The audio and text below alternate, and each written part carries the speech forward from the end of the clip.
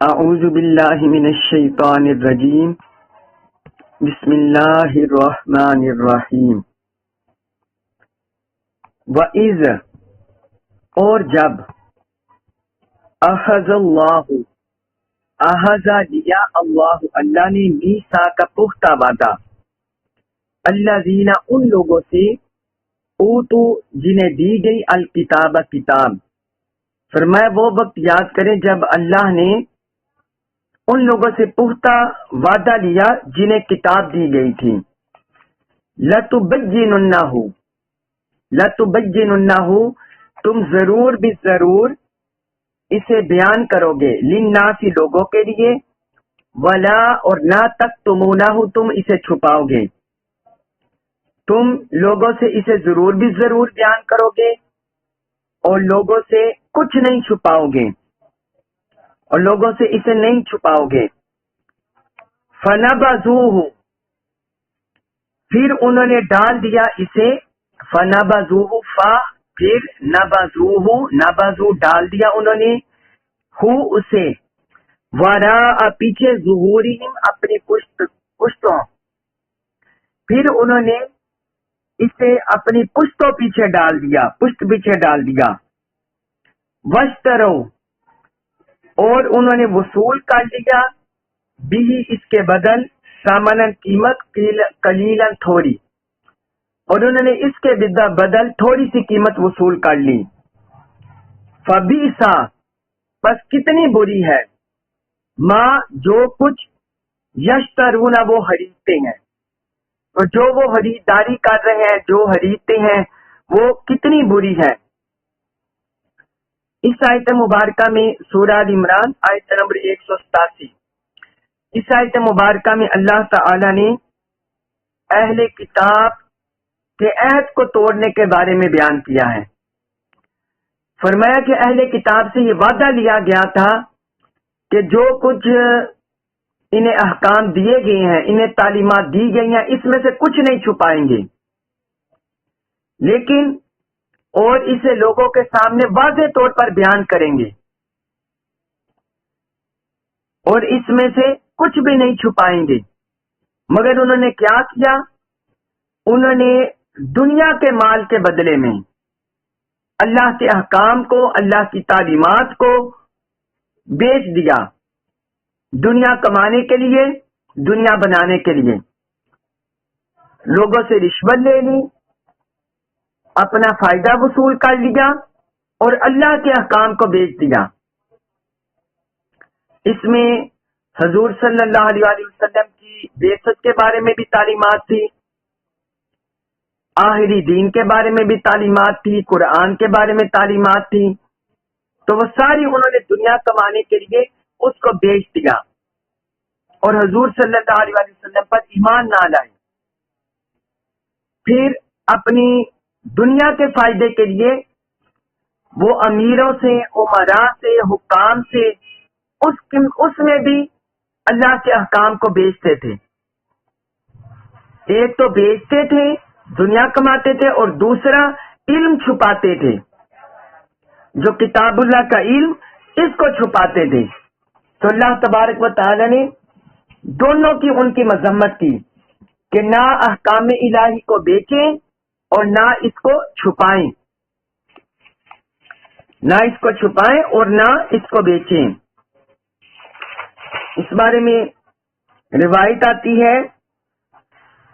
کہ حضرت عبداللہ بن عباس رضی اللہ عنہ سے مروی روایت ہے کہ حضور صلی اللہ علیہ وسلم نے یہودیوں کو بلایا اور ان سے کسی چیز کے بارے میں سوال کیا. جب آپ نے ان سے پوچھا تو انہوں نے اس کو چھپا لیا اور آپ کو کسی اور چیز کے بارے میں خبر دے دی، یعنی اصل حکم کو چھپا لیا اور باقی کسی اور چیز کے بارے میں آپ کو بتا دیا. پھر انہوں نے جو حضور صلی اللہ علیہ وسلم کو خبر دی تھی اور جس چیز کو آپ صلی اللہ علیہ وسلم سے چھپایا تھا، یعنی اپنا جھوٹ وہ بیان کر دیا اور اصل بات کو چھپا دیا. اس پر بہت خوش ہوئے، اس پر بہت خوش ہوئے. تو اس پر حضرت ابن عباس کہتے ہیں کہ اس پر اللہ تعالیٰ نے یہ آیت مبارکہ اتاری. اس وقت انہوں نے یہ آیت مبارکہ پڑھی وَإِذَا أَخَذَ اللَّهُ مِيثَاقَ الَّذِينَ أُوتُوا الْكِتَابَ لَتُبَيِّنُنَّهُ لِلنَّاسِ. یہ آیت مبارکہ اور اس سے اگلی آیت مبارکہ اس موقع پر اتری. یہ صحیح البخاری میں حدیث ہے. صحیح البخاری میں علم چھپانے کے بارے میں قرآن میں اور احادیث میں بہت سی مذمت آئی ہے. اللہ تبارک و تعالی نے قرآن میں ایک مقام پر فرمایا ان الذین یکتمون ما انزل اللہ من الکتاب ویشترون به ثمنا قلیلا. فرمایا بے شک جو لوگ اللہ کی آیات کو چھپاتے ہیں، جو اللہ نے اتارا اسے چھپاتے ہیں اور اس کے بدلے میں تھوڑی سی قیمت وصول کرتے ہیں. دونوں چیزوں کا ذکر کیا، ایک تو چھپانا، اللہ کے احکام کو چھپانا، اور دوسرا اس کو فروخت کر دینا، یعنی دنیا کے مال کے عوض لوگوں کو حق بات نہ بتانا یا رشوت لے کر دنیا کا مفاد لے کر اللہ کے احکام کو چھپا لینا، بیچ دینا. فرمایا اولئک ما یاکلون فی بطونہم الا النار. فرمایا یہ وہ لوگ ہیں جو اپنے پیٹوں میں صرف آگ بھرتے ہیں. معاذ اللہ استغفر اللہ، جو اللہ کے نازل کردہ احکام کو چھپاتے ہیں اور بیچتے ہیں. تو فرمایا یہ وہ لوگ ہیں جو اپنے پیٹوں میں آگ بھرتے ہیں. اور پھر حضور نبی اکرم صلی اللہ علیہ وسلم نے فرمایا، سنن نبی داؤد میں حدیث ہے، سنن نبی داؤد میں حضرت ابو ہریرہ رضی اللہ عنہ سے روایت کرتے ہیں کہ جس شخص سے کسی چیز کے علم کے متعلق سوال کیا گیا، اس سے قرآن کی کوئی آیت پوچھی گئی، کوئی حدیث کا معنی پوچھا گیا، کوئی تفسیر پوچھی گئی، کوئی شرح پوچھی گئی، دین کا کوئی مسئلہ پوچھا گیا، تو فرمایا اور اس نے اس کو چھپا لیا، اس کے منہ میں قیامت کے دن آگ کی لگام ڈالی جائے گی. اس کے منہ میں قیامت کے دن آگ کی لگام ڈالی جائے گی. سنن نبی داؤد میں یہ حدیث ہے. اس طرح حضرت ابو ہریرہ رضی اللہ عنہ بیان کرتے ہیں کہ رسول اللہ صلی اللہ علیہ وسلم نے فرمایا جو شخص علم حاصل کرے اور پھر اس کو بیان نہ کرے، لوگوں کو حق بات نہ پہنچائے، امر بالمعروف نہی عن المنکر نہ پہنچائے، علم حاصل کرے اور پھر اس کو بیان نہ کرے، اس کی مثال اس شخص کی طرح ہے جو خزانہ حاصل کرے پھر اس کو خرچ نہ کرے. جو خزانہ حاصل کرے پھر اس کو خرچ نہ کرے، یعنی اس کے پاس علوم کے خزانے تو آگے ہیں مگر وہ اس پر بخیل بن کر، کنجوس بن کر بیٹھ جاتا ہے، سام بن کر بیٹھ جاتا ہے، آگے خرچ نہیں کرتا. فرمایا اس کی مثال اس طرح ہے. یہ امام طبرانی نے المعجم الاوسط میں اس حدیث کو روایت کیا. تو اس سے ہمیں پتہ چلا کہ علم چھپانا اور بیچنا اللہ اور اللہ کے ہاں کتنا ناپسندیدہ ہے اور کتنا مذموم عمل ہے. آگے سورہ ال عمران آیت نمبر 188 188 اس میں فرمایا لا تحسبن، لا نہ تحسبن، آپ ہرگز گمان کریں، آپ ہرگز گمان نہ کریں، الذین ان لوگوں کو یفرحون جو وہ خوش ہوتے ہیں، بما اس پر، اتو جو انہوں نے کیا. فرمایا آپ ایسے لوگوں کے بارے میں ہرگز یہ گمان نہ کریں کہ جو اپنے کیوں پر خوش ہوتے ہیں. وَيُحِبُّونَ یعنی مراد یہ نجات پانے والا، یہ گمان نہ کریں. وَيُحِبُّونَ اور وہ پسند کرتے ہیں، اَن يُحْمَدُوا کہ ان کی تعریف کی جائے، این یہ کہ یحمدوا ان کی تعریف کی جائے، بما اس پر لم نہیں یفعلوا انہوں نے کیا. اور وہ یہ بھی پسند کرتے ہیں کہ جو انہوں نے نہیں کیا اس کے باوجود ان کی تعریف کی جائے، یعنی اپنی خوشامد، خود پسندی اس کو پسند کرتے ہیں. فلا پس نہ تحسبنہم آپ گمان کریں، آپ خیال کریں ان کے بارے میں، بمفازتین، نجات پانے سے، من العذاب، عذاب سے، بس آپ انہیں ہرگز عذاب سے نجات پانے والا نہ سمجھیں، عذاب سے نجات پانے والا گمان مت کریں۔ وَلَهُمْ، اور ان کے لیے عذاب، عذاب ہے، علیم، دردناک، اور ان کے لیے دردناک عذاب ہے۔ جس آیت مبارکہ میں اللہ رب العزت نے فرمایا کہ جو لوگ اپنی کارستانیوں پر خوش ہو رہے ہیں، یعنی ایسی کارستانیاں جن میں حقیقت نہیں ہے، ایسے اعمال جن میں حقیقت نہیں ہے، اس میں جھوٹ کا عمل دخل ہے، اس میں علم کو چھپانے کا عمل دخل ہے، فرمایا ایسے لوگ، اور دوسرے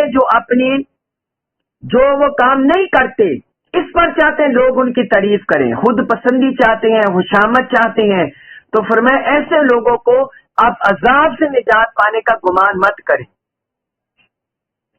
یعنی معاذ اللہ، استغفر اللہ، ایسے لوگ اللہ کے عذاب میں گرفتار ہوں گے، ایسے لوگ اللہ کے عذاب میں گرفتار ہوں گے۔ یعنی کوئی بندہ عالم نہیں ہوتا لیکن وہ یہ پسند کرتا ہے مجھے عالم کہلوایا جائے، کوئی بندہ صحابت نہیں کرتا لیکن وہ پسند کرتا ہے مجھے صحیح کہلایا جائے، یا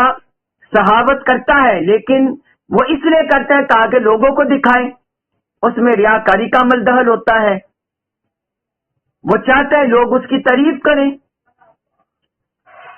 کوئی بندہ قاری قرآن نہیں ہوتا، قرات قرآن نہیں کرتا لیکن وہ چاہتا ہے لوگ اس کو قاری کہیں، کوئی شہید نہیں ہوتا لیکن چاہتا ہے کہ لوگ اسے شہید کہیں، شہادت کی حائش نہیں رہتا لیکن لوگ کیا چاہتا ہے لوگ اسے شہید کہیں۔ اسی طرح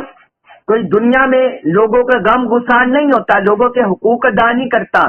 لیکن وہ چاہتا ہے کہ لوگ اسے نیک دل کہیں، اسے مومن صالح کہیں، تو ایسا تو نہیں ہوتا۔ تو اللہ پاک نے فرمایا جو لوگ اپنی کارستانیوں پر خوش ہوتے ہیں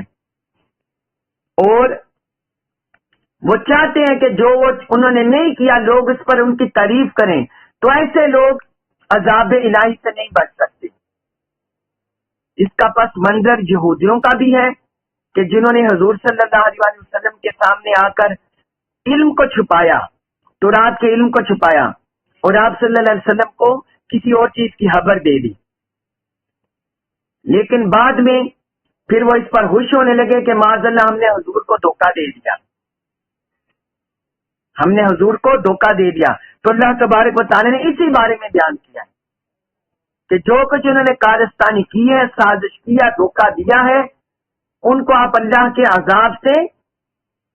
اللہ سے عذاب سے بچنے کے بارے میں گمان مت کریں، اور جو اپنے نہ کیے پر خوش ہوتے ہیں ان کے بارے میں بھی نہ کریں۔ مومن صالح وہ ہوتا ہے جو حقیقی نیکی کر کے خوش ہو، خوشامد پر خود ستائی پسند نہ ہو، خوشامدی نہ ہو۔ حضرت عبداللہ بن عمر رضی اللہ عنہ بیان کرتے ہیں کہ رسول اللہ صلی اللہ علیہ وسلم نے فرمایا جس شخص کو اپنی نیکی سے خوشی ہو اور برائی پر افسوس ہو وہ مومن ہے، جو اپنی نیکی پر خوش ہو اور برائی پر افسوس کرے، فرمایا وہ مومن کامل ہے۔ یہ سنن ترمذی میں یہ حدیث ہے، سنن ترمذی میں، یعنی جو نیکی کر کے خوش ہو، یہ نہ کہ نیکی کرے بھی نہ پھر بھی خوش ہوتا رہے اور اس سے کوئی گناہ صادر ہو جائے اس پر وہ پشیمان نہ ہو، یہ مومن کی علامت نہیں۔ مومن سے گناہ سرزد ہوتا ہے، اللہ کی بارگاہ میں توبہ کرتا ہے، رجوع کرتا ہے، اور مومن نیکی کرتا ہے تو اس پر خوش ہوتا ہے، اس پر خوش ہوتا ہے۔ یہ حقیقت میں کامل مومن کی علامت ہے، کامل مومن کی یہ علامت ہے۔ پھر آگے اللہ رب العزت نے فرمایا سورہ ال عمران آیت نمبر 189 اس میں فرمایا وَلِلَّهِ، اور اللہ کے لیے ہے ملک السماواتی بادشاہت آسمانوں کی والارض اور زمین کی. فرمایا سب آسمانوں اور زمین کی بادشاہت اللہ کے لیے ہے. واللہ اور اللہ علی اوپر پر کل شیء ہر چیز قدیر قادر ہے اور اللہ ہر چیز پر خوب قادر ہے. اس آیت مبارکہ میں اللہ تعالی نے فرمایا کہ زمین و آسمان کی ہر چیز کا مالک اللہ ہے، اس کی ملکیت میں ہے اور وہ ہر چیز پر قادر ہے.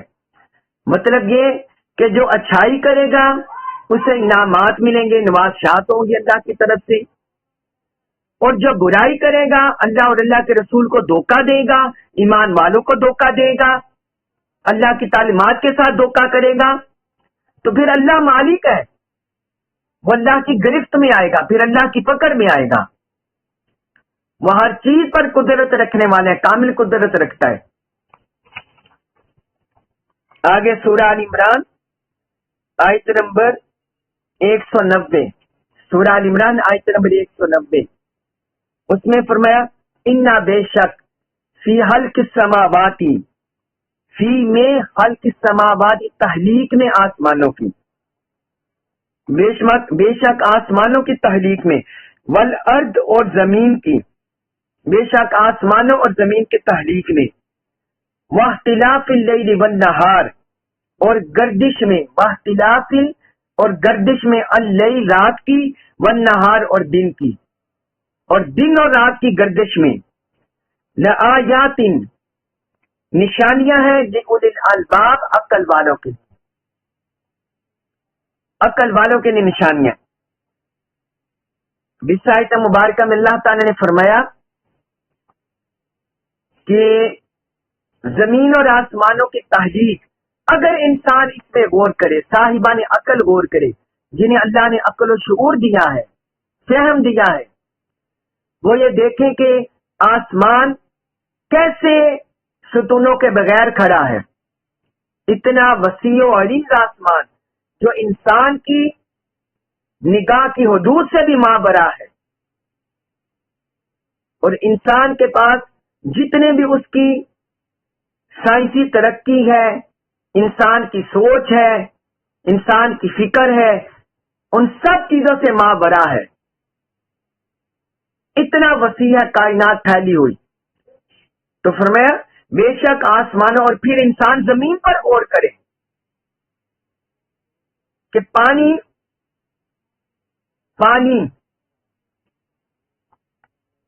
بے رنگ، اور اس کا جو تصویر ہے وہ بھی ایک جیسی، تصویر اس کی ایک جیسی، اور بے رنگ، اور زمین پر سارا سبزہ بچھا ہوا، لیکن اس میں جو اناج نکلتا ہے، جو پھل پھول اگتے ہیں، ان سب کا ذائقہ جدا، حالانکہ مٹی ایک جیسی، پانی ایک جیسا، شدابی زمین کی ایک جیسی، لیکن ان سے جو پھل نکلتا ہے اس کی تصویر جدا جدا، ان کا ذائقہ جدا جدا، ان کا رنگ جدا جدا. اور پھر کہیں نہریں ہیں، کہیں دریا ہیں، کہیں سمندر ہیں. تو فرمایا یہ جو زمین اور آسمان کی تخلیق کی گئی ہے، اور رات اور دن کی گردش میں بھی انسان غور کرے کہ دن جب چڑھتا ہے، سورج نکلتا ہے، تو ایسے ہر چیز کو روشن کر دیتا ہے، اور کئی طریقے کا پتہ نہیں ہوتا. لیکن جب سورج غروب ہوتا ہے، رات آتی ہے، تو پھر ہر طرف طریقے چھا جاتی ہیں. تو اللہ پاک نے فرمایا یہ رات اور دن کی گردش میں اور زمین اور آسمانوں کی تخلیق میں انسان غور کرے کہ اس میں اللہ کے وجود کے لیے، اللہ کی ذات کے لیے، اس کی معرفت کے لیے کیا کیا نشانیاں ہیں، کیا کیا نشانیاں اللہ تعالیٰ نے رکھی ہیں. ان میں انسان ان میں غور و خوض کرے. اللہ تبارک و تعالیٰ نے کیا کیا نشانیاں رکھی ہیں. پھر آگے فرمایا اس میں عقل والوں کے لیے نشانیاں، جو بھی غور و خوض کرتا ہے، سوچ بچار کرتا ہے آسمان اور زمین کے تحلیق میں، رات اور دن کی گردش میں، تو فرمایا اس میں عقل والوں کے لیے نشانیاں ہیں، اللہ کی قدرت کی پھیلی ہوئی۔ اس کے بعد سورہ ال عمران آیت نمبر 191 191، اس میں فرمایا اللہ زینا، وہ لوگ یذکرون جو یاد کرتے ہیں، یذکرون یاد کرتے ہیں اللہ کو، وہ لوگ جو اللہ کو یاد کرتے ہیں، قیامن کھڑے، وقعودن اور بیٹھے، وعلی جنوبہم اور اپنے پہلوؤں پر، اور اپنی کروٹوں پر، پہلوؤں پر۔ فرمایا یہ وہ لوگ ہیں، یہ عقل والے جو پچھلی آیت میں ذکر کیا، یہ وہ لوگ ہیں جو کھڑے، بیٹھے اور کروٹوں پر ہر حال میں رب کو یاد کرتے رہتے ہیں، رب کا ذکر کرتے رہتے ہیں۔ وَيَتَفَكَّرُونَ اور وہ فکر کرتے رہتے ہیں، تفکر کرتے ہیں، فی خلق السماوات آسمانوں کی تخلیق میں، والارض اور زمین، اور وہ آسمانوں اور زمین کے تخلیق میں غور و فکر کرتے رہتے ہیں، اور پھر کہتے ہیں ربنا، اے ہمارے رب، ما نہ خلقتا تو نے بنایا، ھذا یہ، باطلا بے تدبیر۔ اور یہ عرض کرتے ہیں جب اللہ تعالیٰ کے حسن کے جلوے دیکھتے ہیں، اس کی قدرت کی نشانیاں دیکھتے ہیں، تو وہ عرض کرتے ہیں باری تعالیٰ تو نے یہ بے حکمت بے تدبیر نہیں بنایا، یہ ساری کائنات کا نظام۔ اور ساتھ وہ عرض کرتے ہیں سبحانک، پاک ہے تو، سبحانک پاک ہے تو، فقنا پس تو بچا لے ہمیں، عذاب النار عذاب سے دوزخ کے، بس تو ہمیں دوزخ کے عذاب سے بچا لے۔ اس آیت مبارکہ میں اللہ رب العزت نے اہل ذکر کی فضیلت بیان کی ہے، اہل ذکر کی فضیلت بیان کیا ہے، جو اللہ کو یاد کرتے رہتے ہیں، اس کی یاد میں مگن ہوتے ہیں، اور اس کے ساتھ لو لگا کر رکھتے ہیں، اور وہ تین ہی حالتیں ہوتی ہیں نا انسان کی، یا انسان کھڑا ہوتا ہے، یا بیٹھتا ہے، یا لیٹتا ہے۔ تو اللہ پاک نے فرمایا یہ جو اہل ذکر ہے، یہ انسانی تینوں حالتوں میں ہر وقت اللہ کا ذکر کرتے ہیں، اور کسی حال میں بھی رب کے ذکر سے غافل نہیں ہوتے، چاہے وہ کھڑے ہوں، چاہے وہ بیٹھے ہوں، چاہے وہ لیٹے ہوں، ہر حال میں اللہ کو یاد کرتے رہتے ہیں۔ صحیح البخاری میں حدیث ہے، حضور نبی اکرم صلی اللہ علیہ وآلہ وسلم کے بارے میں آتا ہے کہ آپ صلی اللہ علیہ وآلہ وسلم ہر لمحہ اللہ کا ذکر کرتے رہتے تھے، اللہ کے ذکر میں مشغول ہوتے تھے، ہر لمحہ اللہ کی یاد میں، اللہ کے ذکر میں مشغول ہوتے تھے۔ تو اللہ تعالی نے اہل عقل کے بارے میں بھی یہی بیان کیا کہ اہل عقل، کامل عقل والے وہ لوگ ہیں جو ہر حال میں رب کو یاد کرتے رہتے ہیں۔ سورۃ الاحزاب میں اللہ تعالی نے فرمایا یا ایھا الذین آمنوا اذکروا اللہ ذکرا کثیرا، اے ایمان والو تم اللہ کا ذکر کثرت سے کیا کرو، وسبحوہ بکرۃ واصیلا، اور صبح و شام اس کی تسبیح کیا کرو۔ تو یہی اللہ تعالی نے اہل ذکر کی نشانی بیان کی کہ وہ غفلت میں نہیں ہوتے، وہ اہل اللہ عرفا کہتے ہیں نا، جو دم غافل سو دم کافر، اہل اللہ عرفا جو دم جو سانس اللہ کے ذکر کے بغیر، اس کی فکر کے بغیر نکلے، وہ کہتے ہیں گویا ہم نے، وہ ہماری ضائع ہو گئی، وہ سانس، وہ ہمارے لمحے ضائع ہو گئے، وہ ضائع ہو گئے ہمارے لمحے۔ حضرت ابو موسیٰ اشعری رضی اللہ عنہ سے مروی حدیث ہے، حضور نبی اکرم صلی اللہ علیہ وسلم نے فرمایا الذی یذکر ربہ والذی لا یذکر ربہ مثل الحی والمیت، فرمایا اپنے رب کا، جو بندہ اپنے رب کا ذکر کرتا ہے اور جو اپنے رب کا ذکر نہیں کرتا، اس کی مثال اس طرح ہے زندہ اور مردہ کی طرح۔ فرمایا اس کی مثال زندہ اور مردہ کی ہے، کہ ذکر کرنے والا زندہ کی طرح ہے اور ذکر نہ کرنے والا مردہ کی طرح ہے۔ یہ صحیح البخاری میں حدیث ہے، حدیث نمبر 6044 6044، اور صحیح مسلم میں یہ حدیث ہے، حدیث نمبر 779 779۔ پھر ایک حدیث مبارک میں ہے، حضرت ابو الدرداء رضی اللہ عنہ سے مروی حدیث ہے، یہ حضور نبی اکرم صلی اللہ علیہ وسلم نے فرمایا، الا انبئکم بخیر اعمالکم وازکاها عند ملیککم، فرمایا کیا میں تمہیں تمہارے اعمال میں سے سب سے اچھا عمل نہ بتاؤں؟ صحابہ سے فرمایا کیا میں تمہارے اعمال میں سے تمہیں سب سے زیادہ اچھا عمل نہ بتاؤں؟ وازکاها عند ملیککم، جو تمہارے مالک کے ہاں سب سے زیادہ پاکیزہ ہے، اور وہ تمہارے مالک کے سب سے زیادہ پاکیزہ ہے، وارفع من درجاتکم، اور تمہارے درجات میں سب سے زیادہ بلند ہے، وَحَيْنُ لَكُم مِّنْ إِنفَاقِ الذَّهَبِ وَالْوَرِقِ،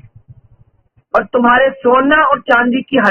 خیرات کرنے سے بھی افضل ہے، حج کرنے سے بھی افضل ہے، وَحَيْنُ لَكُم مِّنْ أَن تَلْقَوْا عَدُوَّكُمْ فَتَضْرِبُوا أَعْنَاقَهُمْ وَيَضْرِبُوا أَعْنَاقَكُمْ، اور تمہارے دشمن کا سامنا کرنے سے بہتر ہے کہ تم ان کی گردن مار دو، وہ تمہاری گردن مار دے۔ فرمایا کیا میں تمہیں ایسی چیز نہ بتا دوں؟ یہ ساری چیزیں گنوائی کہ کیا میں تمہیں ایسی عمل کی خبر نہ دے دوں جو تمہارے اعمال میں سب سے بہتر ہے، تمہارے مالک کے ہاں سب سے زیادہ پاکیزہ ہے، تمہارے درجات میں سب سے زیادہ بلند ہے، اور تمہارے سونا اور چاندی خرچ کرنے سے بہتر ہے، اور تمہارے دشمن کا مقابلہ کرنے سے بہتر ہے کہ تم ان کو قتل کرو، وہ تمہیں شہید کریں۔ یعنی 5 عملوں کا ذکر کیا۔ صحابہ کرام نے عرض کیا یا رسول اللہ کیوں نہیں، ضرور ہمیں بتائیں۔ تو فرمایا ذکر اللہ، فرمایا وہ اللہ کا ذکر ہے۔ وہ کیا ہے؟ فرمایا وہ اللہ کا ذکر ہے، حضرت وہ اللہ کا ذکر ہے۔ یہ سنن ترمذی میں حدیث ہے، سنن ترمذی میں حدیث نمبر 3377 3377، اور سنن ابن ماجہ میں ہے حدیث نمبر 3790 3790۔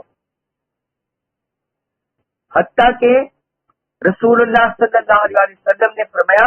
اکثروا ذکر اللہ حتیٰ یقول مجنون، فرمایا تم اتنی کثرت سے اللہ کا ذکر کرو کہ لوگ تمہیں دیکھ کر کہیں یہ پاگل ہو گیا ہے، یہ مجنون ہے۔ اتنا کثرت سے اللہ کا ذکر کرو کہ لوگ کہیں یہ مجنون ہے، یا منافق کہیں کہ یہ ریاکاری کر رہے ہیں۔ یہ مسند احمد بن حنبل میں یہ حدیث ہے، مسند احمد بن حنبل میں حدیث نمبر 11671 11671، اور صحیح ابن حبان میں حدیث نمبر 817، اور امام طبرانی کے المعجم الکبیر میں 12786 12786 میں یہ حدیث ہے۔ اور ایک آخری حدیث رسول اللہ صلی اللہ علیہ وسلم نے فرمایا اذا مررتم بریاض الجنہ فارتعوا، فرمایا جب تم جنت کے باغوں کے پاس سے گزرو تو وہاں خوب کھا لیا کرو۔ جب تم جنت کے باغات کے پاس سے گزرو تو وہاں چر لیا کرو، خوب کھا لیا کرو۔ صحابہ کرام نے عرض کیا یا رسول اللہ جنت کا باغ کیا چیز ہے، جنت کی کیاریاں کون سی چیز ہیں؟ حضور نے فرمایا حلق الذکر، حلق الذکر، اللہ کے ذکر کے حلقے، اللہ کے ذکر کی محافل، فرمایا وہ جنت کے باغ ہیں، جنت کی کیاریاں ہیں۔ یہ سنن ترمذی میں حدیث ہے، حدیث نمبر 3510، اور مسند احمد بن حنبل میں حدیث نمبر 2545۔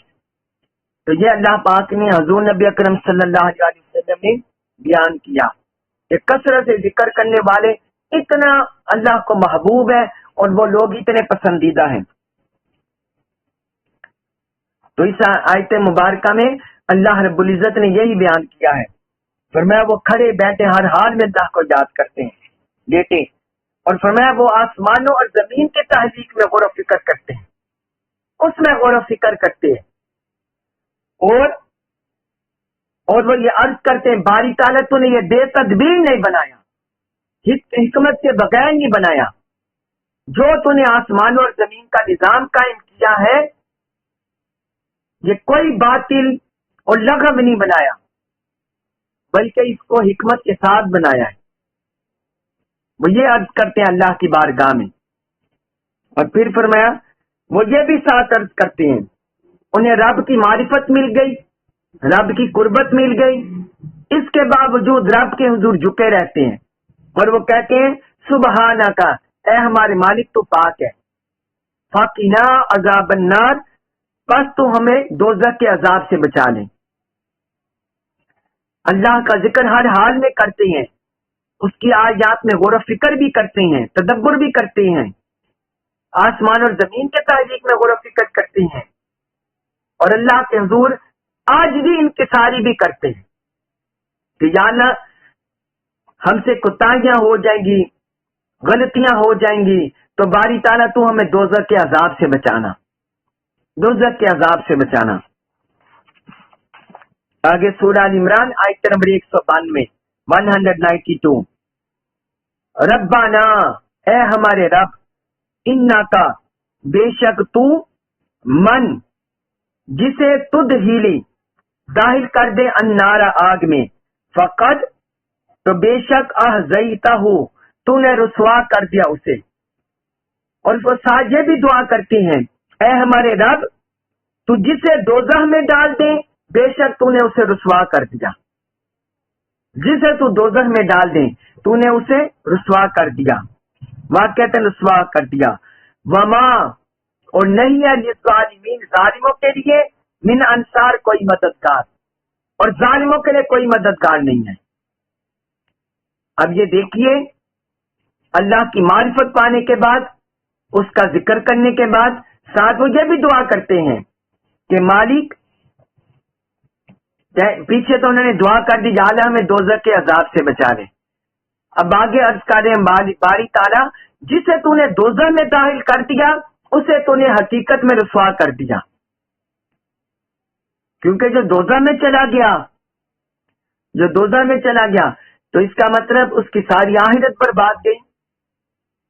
اتنا شدید عذاب، اللہ معاف کرے، اللہ معاف کرے، اللہ تعالیٰ بچائے۔ تو فرمایا اسے تو نے حقیقت میں رسوا کر دیا۔ تو یہ بھی ساتھ اور کہتے ہیں، اور وہ اس بات کا اقرار کرتے ہیں کہ مالک تو ہی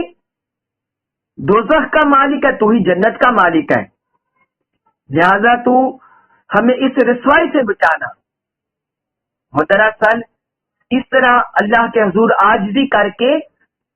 دوزخ کے عذاب کی رسوائی سے رب کی بارگاہ میں پناہ مانگتے ہیں، یا اللہ ہمیں دوزخ کے عذاب کی رسوائی سے بچانا۔ اور آگے کہتے ہیں ظالموں کا کوئی مددگار نہیں ہے، کہ جنہوں نے ظلم کیا، اپنی جانوں پر ظلم کیا، اللہ اور اللہ کے رسول سے نافرمانی کی، اطاعت نہ کی، بغاوت کی، اور کفر کی حالت میں گئے، منافقت کی حالت میں گئے، نافرمانی کی حالت میں گئے، تو فرمایا ان ظالموں کے لیے کوئی مددگار نہیں۔ پھر آگے فرمایا سورہ ال عمران آیت نمبر 193 193، اس میں ان کی مزید دعا کا ذکر ہے۔ ربنا، اے ہمارے رب، اننا، بے شک ہم نے، سمعنا، ہم نے سنا، منادین، ندا دینے والوں کو،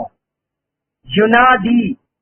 وہ ندا دے رہا تھا، للایمان، ایمان کی۔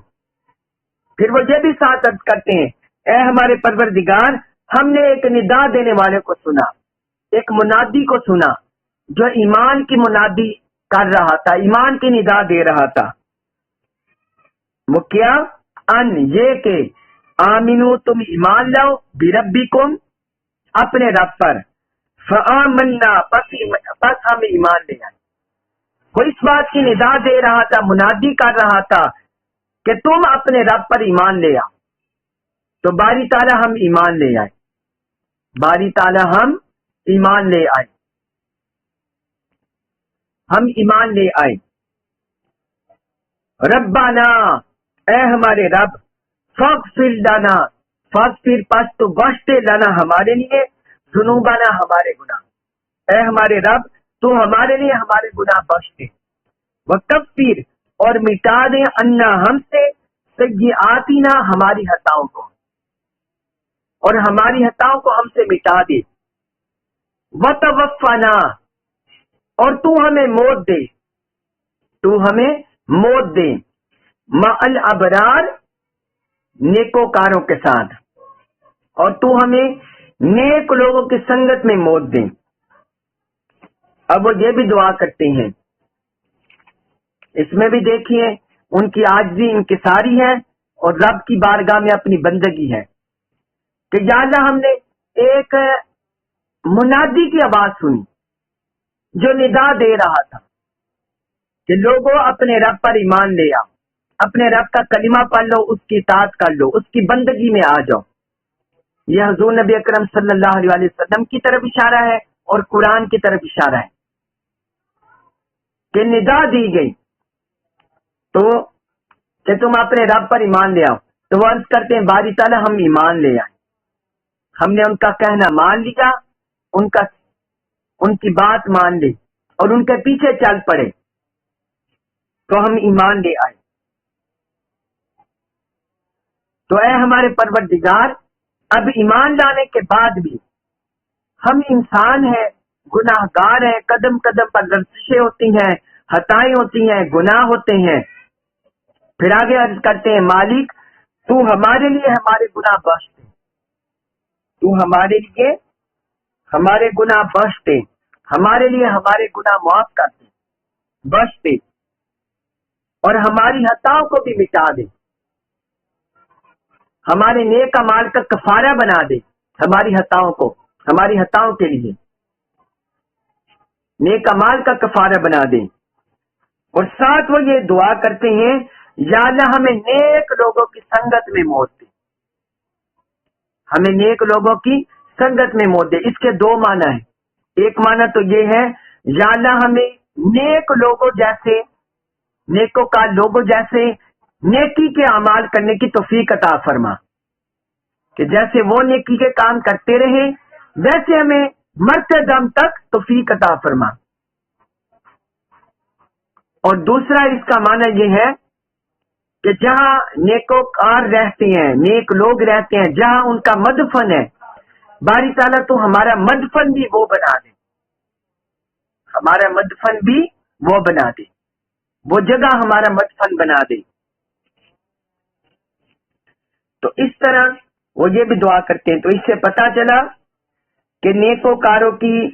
سنگت میں مدفن کی اور ان جیسے اعمال کی دعا کرنا یہ اللہ تبارک و تعالیٰ نے قرآن میں ہمیں تعلیم دی ہے۔ نیکوکاروں کی سنگت اختیار کرنا، ان کی صحبت میں بیٹھنا، ان کی سنگت میں جانا، صحبت میں جانا، یہ قرآن نے بیان کیا کہ اہل ایمان کی یہ دعاؤں میں سے شامل ہے۔ وہ دعا کرتے ہیں باری تعالیٰ ہمیں نیکوکاروں کی سنگت عطا فرما، نیکوکاروں کی صحبت عطا فرما، اور ہمارا مرنا، ہماری موت اس پر بنا، ہماری موت اس میں سے بنا دی۔ اس میں ائمہ کی بھی تصریحات ہیں، ائمہ نے بھی اس پر وضاحت کی ہے، ائمہ نے اس پر وضاحت کی ہے۔ حضرت موسیٰ علیہ السلام جب ان کی وفات کا وصال کا وقت قریب آیا تو ملک الموت آ گیا روح قبض کرنے کے لیے، تو حضرت موسیٰ علیہ السلام نے دعا کی، حضرت موسیٰ علیہ السلام نے دعا کی کہ وہ ان کو بیت المقدس سے اتنی دور کر دیں جتنی دور ایک پتھر پھینکنے سے جاتا ہے،